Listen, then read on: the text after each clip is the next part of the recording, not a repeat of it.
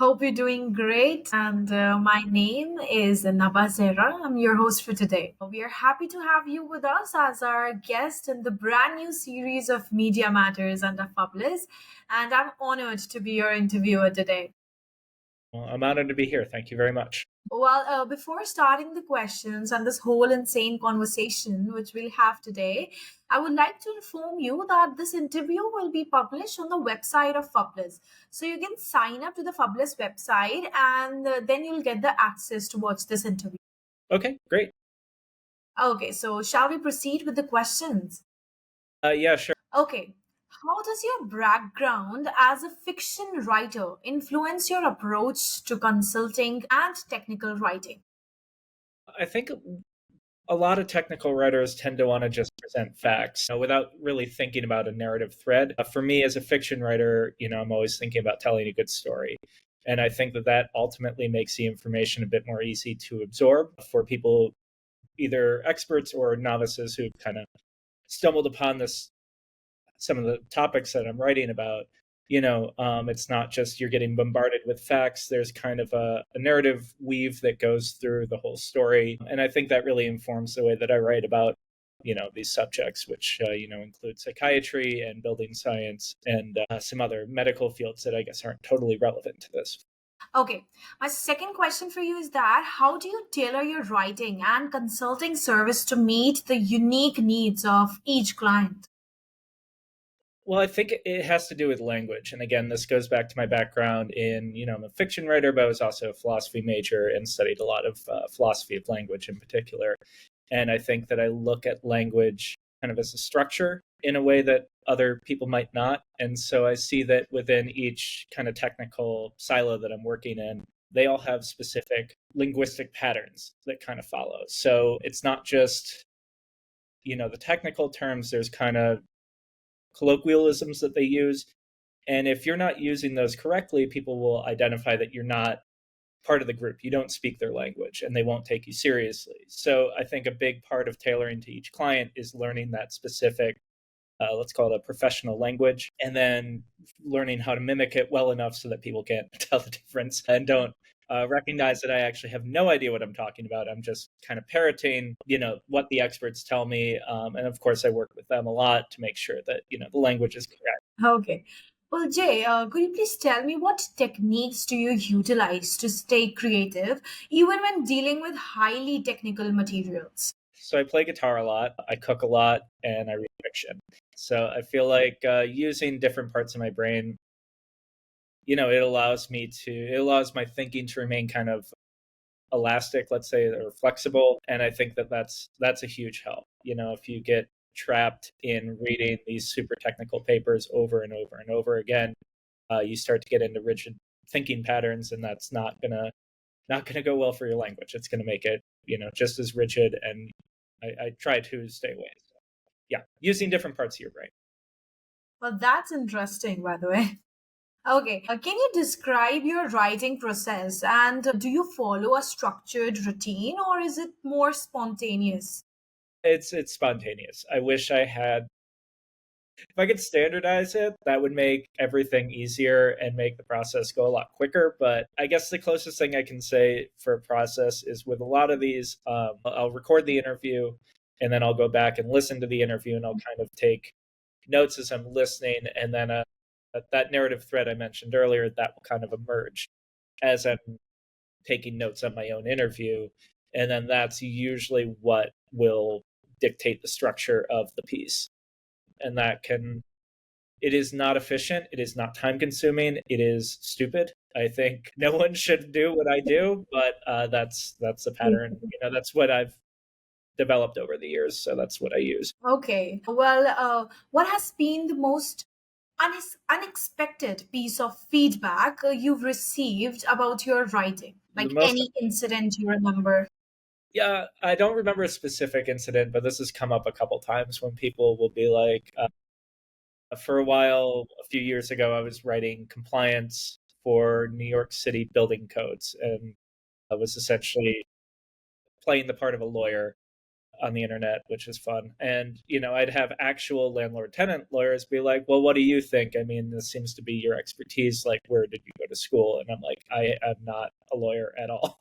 So they kind of want to defer to my expertise when Yeah. giving feedback. And I'm like, I don't have any expertise. You are the expert. Okay. So whatever you say goes. And that's always an awkward conversation because they feel like they've Okay. been kind of fooled in a way. Okay. Well, what literally the genres or styles do you find yourself gravitating towards the most? I'm definitely more of a, let's say, a classics person. I'd studied history in college. Really appreciate Roman Interesting. history. Livy, Plutarch, Polybius. Well, I guess Polybius is Greek, or maybe Plutarch's Greek. Either way, that type of thing. But I also really like literary fiction, and I try to read a lot of literary fiction. Some of my favorites are from the U.S., but I like to read literary fiction from around the world. Jose Saramago from Portugal, big fan. Orhan Pamuk, who's Turkish, really love his style. And then Fernando Melchor's Hurricane Season was probably one of the better books I read recently. But yeah, I'd say I gravitate more to literary fiction and kind of the classics. Okay. And Jay, what motivates you to keep writing? And how do you feel your writing has evolved over the years? I don't even really know what motivates me to write. It's just kind of like breathing. It's So just it's a thing that spontaneous. I just have to do it. I wish I feel weird if I don't do it. I guess certain people probably have that, Okay. like working out or running or some other part of their routine. But as to the question about how it's evolved, I think that when I was younger, I really wanted to impress people with my writing, and I wanted to use. I had this huge vocabulary because I'm reading all these older books or like Infinite Jest and like writing down every word that he uses. He's an annoyingly large vocabulary, and tried to reuse that and tried to use these references to Erasmus or something, And it's as I got older, it's like, no, your job as a writer is clarity. Your job is to tell a good story, and your ego is getting in the way, and you're trying to impress people with your intellect, and stop doing that. Like, just tell a good story. You're there to present information as a technical writer, present that in the clearest way. Stop, you know, just get your ego out of the way. And I think that that is a great message to any writer. Your writing will ultimately end up really benefiting from. Yeah, great. One thing more, I'm really very curious to know that what has been the most rewarding project you've done as on a writing consultant?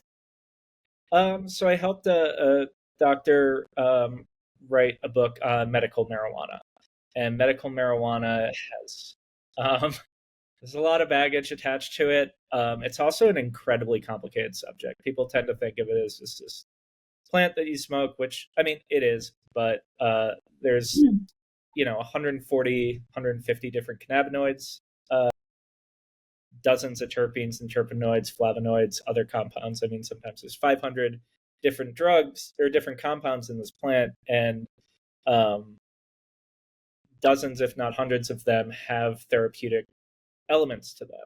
And we don't know how they all interact and how they all intersect. And because they hit, multiple receptors, TRP and the TRPV1, and like your CB1 to GPR55, I could go on. It's really, really complicated, and it got sucked into this culture war within the US and around the world largely because of the US. And so people have this reductivist idea about cannabis. And it was really interesting and rewarding to go in and kind of correct for the record. Like, here are the facts, here's the history, pull the primary sources and actually really, really learn about it. And I thought it was rewarding because I realized, my thinking had been informed by propaganda in a way. And I got to correct that and learn what the actual facts are. And I just thought it was a great project to work on. I really liked it. Interesting story. Well, how do you strike a balance between staying true to your own creative vision and meeting the expectations of your client? Like, it might be very difficult for you. Yeah, I think again it goes back to that ego thing. You recognize that I'm good at telling a story. I'm good at presenting information through writing. But when it comes to what that information is, I acknowledge that I'm not going to know everything. And so when a client comes back and tells me I might be wrong about something, or that they want to present it in a different way, I usually don't fight them. I can, suggest alternative routes or a few other things, but it's not, I feel like I don't have this attachment to this creative vision with a lot of the work that I do now. And that's made it a lot easier. And I think it's ultimately made it better because sometimes you don't have the best ideas and you can be convinced of how you're right, and somebody else can kind of guide you in a way, and you look back later and realize, you know what, that was a better choice. I guess Yeah. the way I've found how to strike a balance a little bit better is just listening to criticism a little bit more, being better about listening to criticism. Okay, great. Well, my last question for you is that what advice would you like to give? Would you like to give to the aspiring writers who are trying to break into this industry? I think you need to write a lot. I spent 10 years doing the dumbest, worst projects on earth, making very little money. I had to have a second job in order to do this. And you just need the practice. You need to sit down and you need to do the work. And somebody says they want to run a marathon. Well, you're not just going to run a marathon. You have to train every single day and build up your endurance and your stamina. And it's the same with writing. It's different muscles. It's the muscles of your brain, but you need to constantly be working. And for fiction writers, get out and enjoy the world. I feel like I've met a lot of fiction writers who are holed up and they're reading their books and they have their cat and they're, very cozy and don't talk with anybody. They're kind of introverted. And, your story's going to suffer if that's where you're pulling your material from, is from fiction. You need to go out, kind of make some mistakes, go to a dive bar, take a Greyhound if you're in the US, because you'll meet some of the weirdest people, and just get out and enjoy the world, experience the world, and ultimately it'll make you a better storyteller, and you'll have far more interesting stories too. Well, I had a great conversation with you, and thank you so much for giving your precious time, Jay. So it was a pleasure to take your interview. And one thing more, I want to say that don't forget to sign up to the Publish website. So because this interview will be published over there itself.